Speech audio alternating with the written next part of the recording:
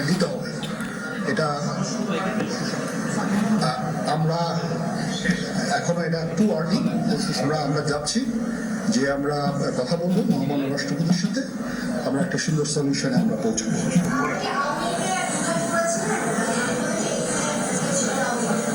পরিস্থিতি ছিল খুব কম, সময় খুব কম ছিল। আমি যাদেরকে পেয়েছি অনেককেই আমি বলেছি, সবাই নতুন, বাট প্রধান রাজনৈতিক দলের সমস্ত নেতৃস্থানীয় নেতৃবৃন্দ তাদের সাথে আমি কথা বলেছি এবং ওনারা সবাই আমাদের এই প্রস্তাবে, এই আমরা যে আলোচনা করছি, সবাই এটাতে রাজি হয়েছে।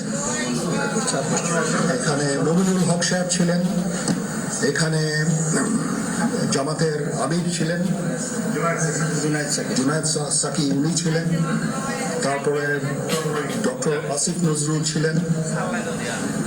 আমরা সবাই মিলে এবং সবাই আমরা এটাতে একমত পোষণ করেছি।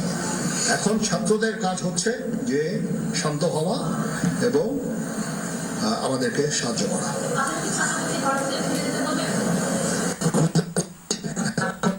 আমার এই বক্তব্যের